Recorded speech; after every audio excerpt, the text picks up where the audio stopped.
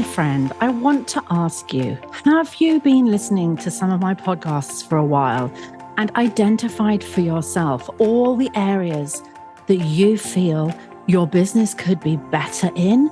Maybe you just are so busy you haven't yet mastered the working as much as you like bit.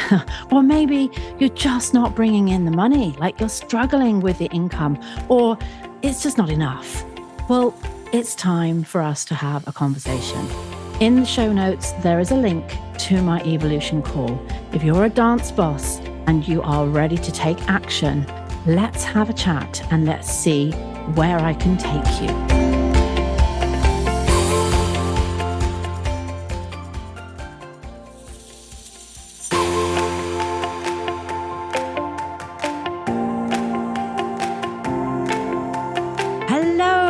Welcome, lovelies, to the Ultimate Dance Business Podcast. My name is Deborah Laws, the dance business expert. My passion is to help you turn your passion into profit while guiding you to work less and earn more. I'm super excited to share interviews with you that I know will inspire and motivate you in your schools, as well as my solo shows where I shall be sharing some great tips and strategies. So if you love the show, please do remember to review, subscribe, and share it with your fellow dance boss friends. So let's get stuck into the business of dance. Hello, my name is Heather Buelow, and I am a studio owner, or multi-studio owner in Central Alberta, Canada. And I am so excited to be welcomed by Deb to do a podcast on branding merchandise. Now, I'm going to toot my own horn, but branding is kind of my jam, and I love it. And I love what it has done for our studio. So I'm going to talk just a little bit about branding in the whole, and then specifically branding merchandise. So hopefully you can get some really good ideas. It might spark something in you to create something even bigger and better, and make sure to share with us so that we know what some great ideas. So first off, branding is more than just your logo, your colors, or your catchy slogan that you have. It's truly the identity of your business that you portray to your clients. It's the identity of your business that you portray to your clients. Now, that's huge. That is how you get people coming through your door and staying through your door. It's what attracts them without you having to tell them everything. It's that first glance and hopefully capturing them. Branding has many parts. Visual identity. So that's your logo, your color, your fonts, your designs, what your branding looks like. I don't know if you can guess. You kind of get a glimpse here of your studio. I'm wearing a shirt. Can you guess what my color is? It's purple, and I'm very, very purple. So that's part of our branding. It's also your voice and tone, how you portray, how you sound in your content that you deliver. What is your brand? How do you, are you really warm and friendly? Are you very matter of fact? What do you portray to your clients? Other things about branding is your values and missions. What do you stand for? What are your core values, and are they portrayed through your branding? It can be. If you know your core values, why not shout them from the rooftop? Because that's what makes your studio what it is, and why it's so great, and why it's different from other studios. The last part of branding is your customer experience. Using that, and that going out into the public and being talked about, that's your branding. It's truly the personality of your business. Okay, I have a story to tell you. Well, So my studio is over 20 years old. When I started, I knew that I wanted my color to be purple. I love purple. There's just something about it that makes me happy. It makes me have all those warm feels. And I knew that that's what I wanted for my studio. And I knew the feel, what kind of studio I wanted. At that time, I didn't have my core values established, but I knew what I wanted to portray. And so I'm opening up brand new. I was very young, 20 years ago. And I wanted to be the it studio. Who doesn't have that dream, right? And so I was like, okay, how can I do this? How can I be what everyone thinks about, talks about, dreams about? So, what I did, not knowing at the time that it was branding, is I was like, okay, purple. I'm going to start with purple. Purple is my color. I want everything related to Dancer's Edge to be purple. And that when somebody thinks about Dancer's Edge, they think about purple. That then I can reverse it. If there's people talking on the street that maybe aren't even in the dance world, and they're like, hey, do you know of a dance studio? And then their brain goes, purple, purple, dance studio, purple, purple, Dancer's Edge. Yes, there's this studio called Dancer's Edge. And so everything I used, from like colored highlighters to my heart emojis to everything, had purple tied to it, so that there was no mistaking that you were at the right dance studio. And it's still true today. We are still very purple, and people know when they see, that purple logo coming down the street in the parade, that there's Dancer's Edge. Even if they have nothing to do with the dance world, they know my studio. And you need to be part of the community and be there when you're kind of growing and be a parent, and so that they can see it with their own eyes. And that branding starts to build and build and build, and it becomes this advertising for you too. The word of mouth is the best form of advertising. We know that, because that's going to be like, someone is really gushing about your business, that person that they're talking to is going to be like, why would I go anywhere else? It sounds absolutely amazing. So branding helps with that. Branding creates the image in their mind of where they're going. They're going to that purple studio, well, obviously my studio is painted purple throughout. Beautiful purple walls all over. The outside of the building, our sign is very big in purple. You cannot miss us. And the dance world is a great place to be very loud. We can be loud and fun like this. Maybe some businesses can't, but we can. We're in the business providing fun and entertainment. So let's do that in our branding as well. So my studio is Dancer's Edge and my color is purple. We're going to use that throughout this podcast. And I feel like by the time we're done, you're going to be like, anytime you see the color purple, you're going to be like, oh yeah, there's this podcast I listened to. It was really good. You should listen to it. Heather from Dancer's Edge, because I have now ingrained purple in your back of your mind. Okay. And that's what you want to do, whatever your color is. Maybe it's not a color. Maybe it's like a slogan that you use and you want to push that slogan. Maybe it's like, I don't know. So you're just grabbing onto an idea and running with it. Great merchandise builds a sense of belonging. It allows your customers to be part of something special and show that they are part of a team. They already love you. They've registered. They have their kids here. The kids are here. They've already committed to you. And they truly want to shout it from the rooftops sometimes that they are part of this studio. They're part of something. Everybody wants to belong and feel like they're a part of something bigger. And you can do that by providing merchandise for them. Not only for the kids, but for the dance moms, the dance dads, the dance grandmas. Let them wear their shirts to the grocery store and let them be your walking billboard. Let them be the ones that are bringing new people to your studio, because maybe they're downtown and their friend sees them and they're like, oh, Oh, do you have a child at Dancer's Edge? I see you're wearing that sweater. That's so cute, by the way. So fashionable. I want one. Do they go to Dancer's Edge and they're like, yes, we've been there for 5 years. Oh, Miss Heather, Miss Amber, Miss Tanya, they're all so great. Oh, you should put your little girl in there. Here, let me give you a referral card.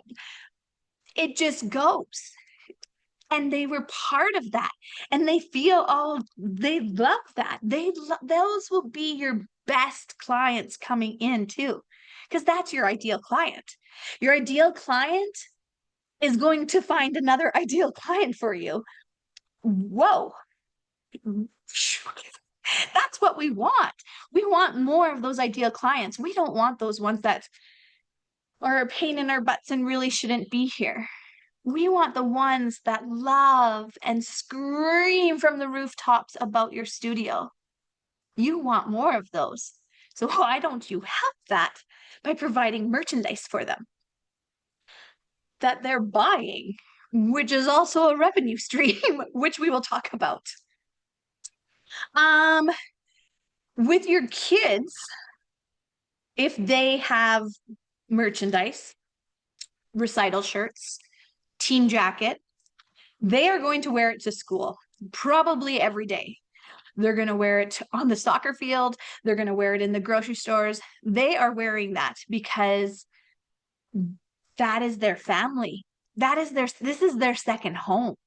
They love that. And so that creates the buzz. And if it looks uniform, not uniform, but like purple or little hints of purple in it, that your brand is there and it's present. Another thing is that it's going to provide a lot of social media gold. We're always looking for different things to post and advertise and put on our Instagram, put on our Facebook, on our TikToks. Let them help you. Tag me when you go on vacation wearing your Dancer's Edge jacket. All of a sudden, I have people in Hawaii, I have people in Alaska, people on a surfboard there. It made it into a fun little competition. Tag your animal wearing something Dancer's Edge. And there's a dog wearing some pajamas. There's a dog, and it's fun content and they're being a part of it. And your logo is being put out there for all to see. So smart, right? It's an organic buzz that you're not paying for that's going to give you a bigger return than that boosted post that you did that's sitting there at 419 views of probably the wrong people. Yeah. So branding is huge. Okay. Let's talk about some things that you can do with your branding. I'm going to show you, I know this is a podcast, but if you get to see this, I'll describe it with my words, but I'm going to show you some of the things that we have and that are awesome sellers. But let's talk a little bit more. So core values, I kind of jumped into this before. Merchandise can allow you to reinforce your values to the public. Okay, I'm going to show you my shirt here. It says, it says dream, create, motivate, inspire. And then on the back, it says, I think it says Dancer's Edge faculty. So, motivate and inspire are two of our core values. So right now it is on my chest, it's close to my heart, and people can see it and makes you feel a certain sort of way. This shirt was given to my staff at our staff meeting.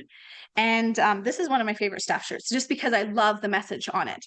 Dream, create, motivate, inspire. That's us. That's totally us. That's our core values. This is, okay, now this is not purple, and I'll tell you in a bit why it wasn't purple. But this one says, do it with passion. And then on the back, it says Dancer's Edge. Really big. What else have we done with our core values? Really, you can kind of put them anywhere. We had magnets with all 5 of our core values on it, and we gave them out one year at registration. So it was right on the family's fridges. So they know what we lead with, what we guide with, what our studio is about. We can preach it to the studio students. We can, live it, but we're also slapping it in front of their faces. And if they're not aligning with those core values that are everywhere, you can say, here's our core values. Here's what we guide with. Core values is a whole nother topic, but yeah, put those in with your merchandise. Okay, here are some things to think about when you're doing merchandise. I know it's a lot, and it's not just calling and ordering a shirt that says Dancer's Edge Studio. Boom, done, sell. You can do that. Are you going to sell a ton of them? Probably not. You'll sell some, but this is a revenue stream for you. So you want to pick the merchandise that's going to be your hot items. So what's cool and trendy? Okay, so here's an idea. An idea? No. Here's an example. So T Swift has a font that we're all very familiar with. So this font was uber cool. And these went like hotcakes. Now I'm always purple. I told you that I'm just talked for 15 minutes about being purple. I did these 2 years ago, and we did array of colors. I was able to get like a whole bunch of different colors. And people were like, whoa, it's not purple. And they ate them up. It still was very, very branded and true to brand for me, had our core value on it and everything like that. It wasn't purple, but it was still out there. I had already established my purple like crazy that I could go different colors. So you're not just stuck to your one color. You can start to do that. I would recommend though, once you've already established your brand. So I thought I would just share with you guys today the planners that I have produced for dance school owners, because these are flying out of Amazon like hotcakes. And if you don't have yours yet, then all you have to do is pop to Amazon and type into the search Deborah Laws, and all 3 books will come up. So the Ultimate Dance Business Planner I designed for you so that you had a little bit of a Deborah on your desktop. The planners are full of business training, tips, motivational quotes, things to do at the start of the month, things to do at the end of the month, ways in which you can plan out your marketing and your retention, and they are selling all over the world.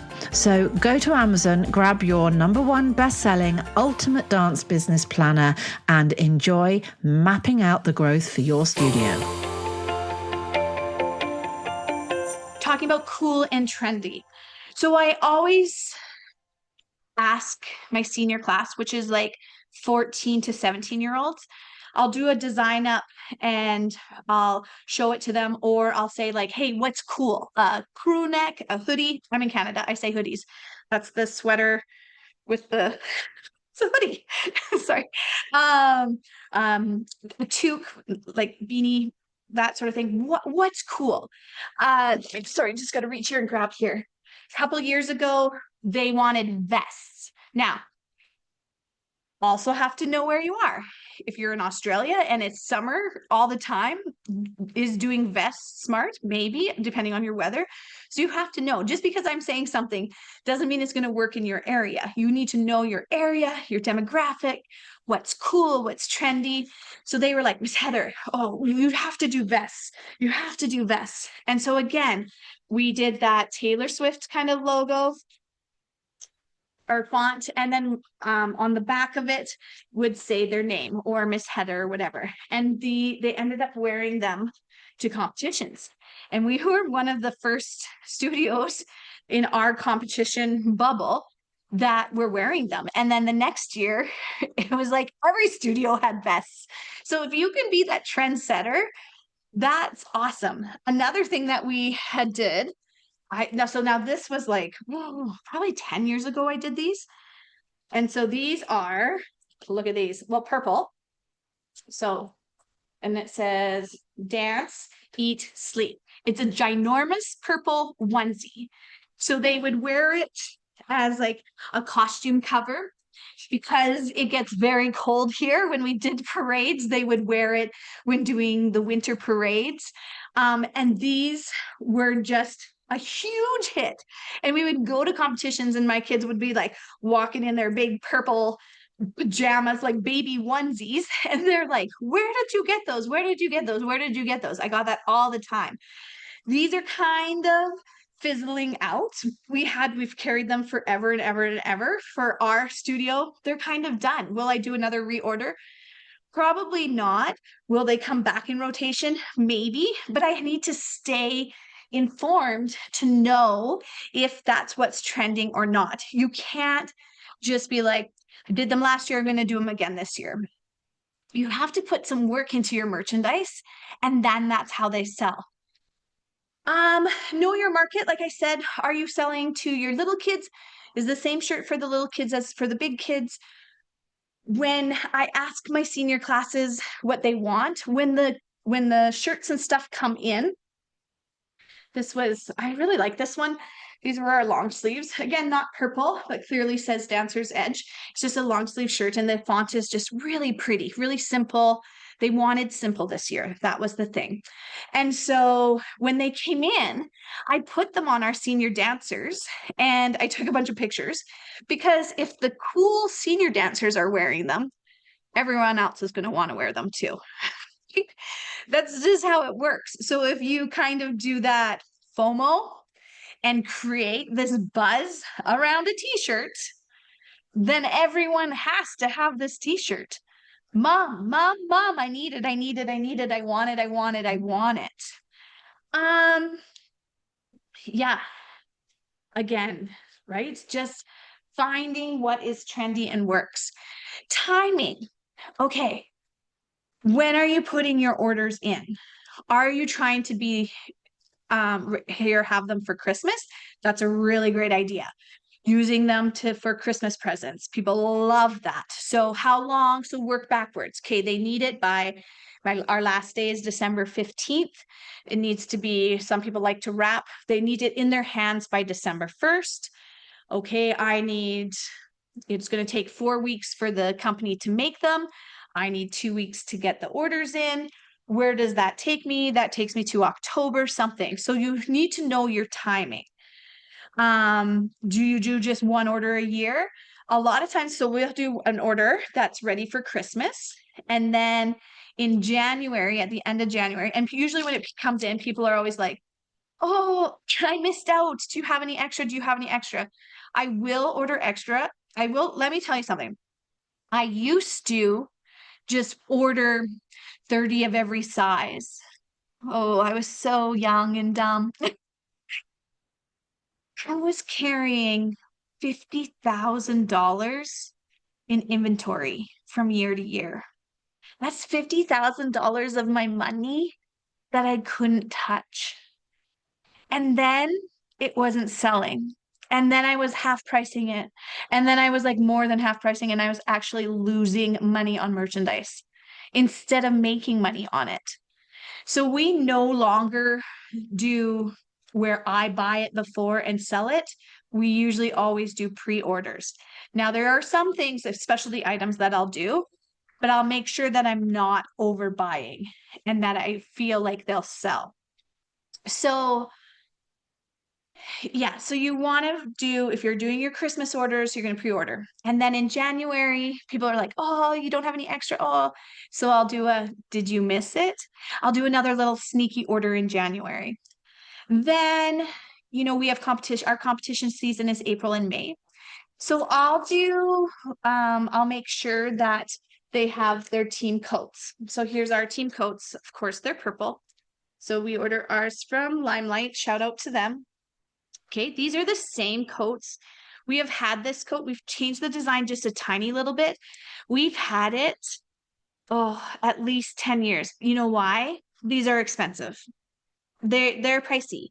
They're very good quality. They last. They hand them down to their siblings. I recommend putting their last name on it if they're putting a name on it, so that they can reuse it again if they have multiple kids. But I don't change it so that they can still use the same coat from year to year. Has this gone out of style? I don't think so. This is us. This is Team Purple.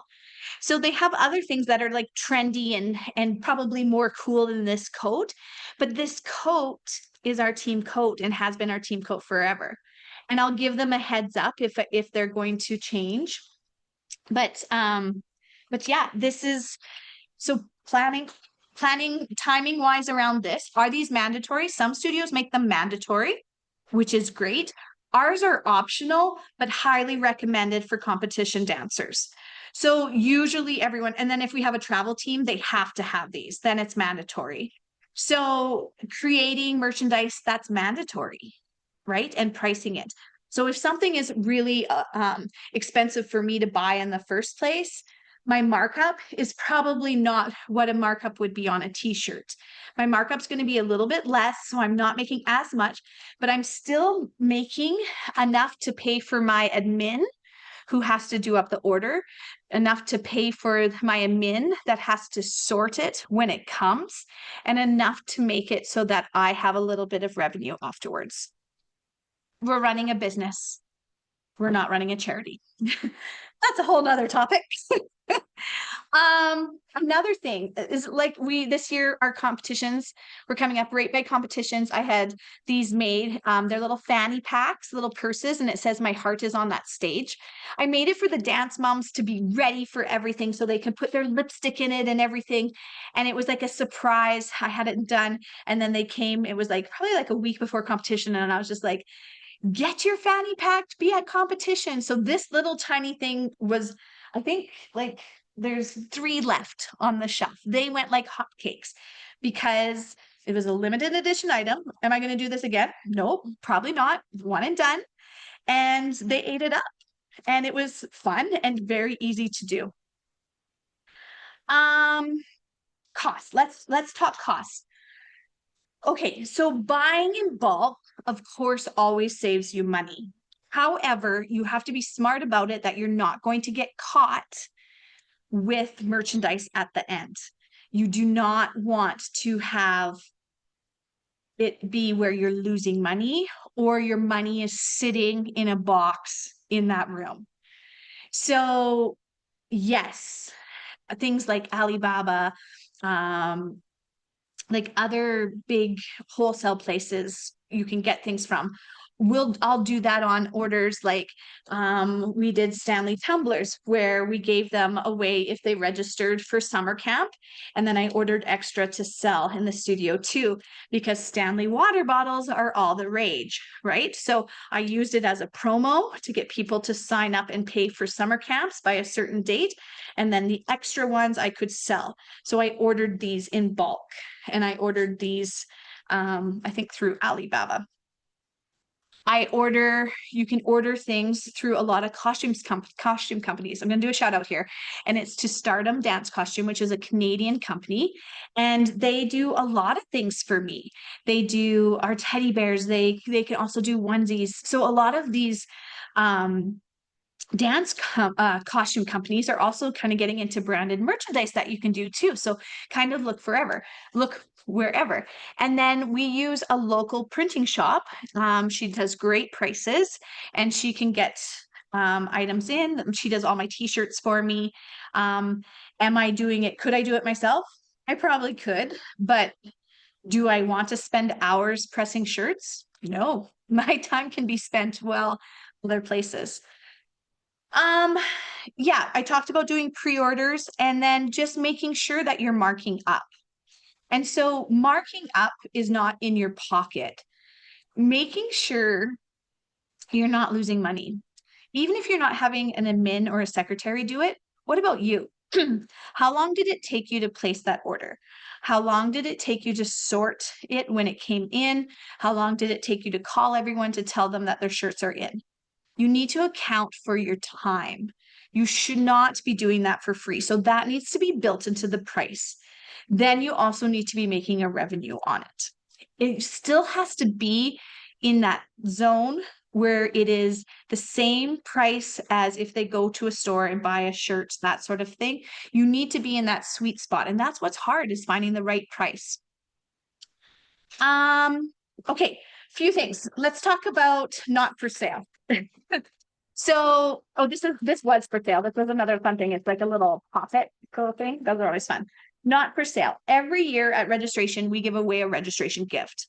So we have a registration fee that they pay. And so basically from that registration fee, part of it goes to the gift, part of it goes to paying for admin, that sort of thing.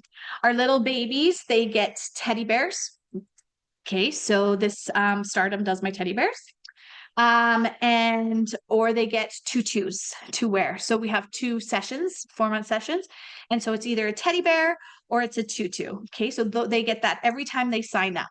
So we always change our teddy bears, and they're super cute, and they collect them and they love them, and they carry them to the grocery store with them with my logo on it. And of course they're purple. Okay. This is near and dear to the heart. Again, it's taking that branding out to the world.